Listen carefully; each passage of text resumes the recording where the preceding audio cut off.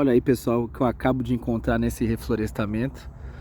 Um tucano, que é uma ave predadora, né, saqueadora de ninhos, mas ela é uma grande dispersora de semente, né? Uma ave que vivia até mais de 20 anos na natureza, foi predada aqui, muito provavelmente por uma ave de rapina. É uma ave de rapina maior que ela. Aqui eu costumo ver gavião, gavião pega macaco e outros rapinantes de grande envergadura que poderia estar predando essa ave. Essa é a natureza.